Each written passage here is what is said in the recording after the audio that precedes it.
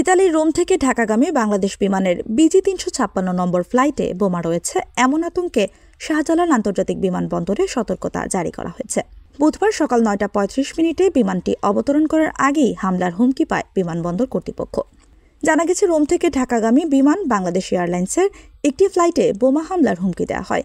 একটি অপরিচিত নম্বর থেকে ঢাকার হজরত শাহজালাল আন্তর্জাতিক বিমানবন্দরে ফোন করে এই হুমকি দেওয়া হয়। বিমানবন্দরের নির্বাহী পরিচালক গ্রুপ ক্যাপ্টেন কামরুল ইসলাম গণমাধ্যমকে এই তথ্য নিশ্চিত করেছেন। তিনি জানান, BG-356 নম্বর ফ্লাইটটি রোম থেকে ঢাকায় আসার পথে বোমা হামলার হুমকি দেওয়া হয়েছে। ফ্লাইটটি সকাল 9:20 হজরত শাহজালাল বিমানবন্দরের জরুরি অবতরণ করেছে। ফ্লাইটের 250 জন যাত্রী ও 13 জন ক্রুকে প্লেন থেকে বের করে টার্মিনালে আনা হয়েছে। প্লেনে কোনো বোম থ্রেট আছে কিনা তা জানতে প্লেনটিতে বোমা ডিসপোজাল ইউনিট সহ যৌথ বাহিনী পাঠানো হবে। বর্তমানে নিরাপত্তা কর্মীরা প্লেনটি ঘিরে রেখেছেন বলেও জানান তিনি। ফ্লাইটটি মঙ্গলবার স্থানীয় সময় রাত 8টায় রোমের লিওনার্দো দা ভিঞ্চি বিমানবন্দর থেকে রওনা হয়েছিল।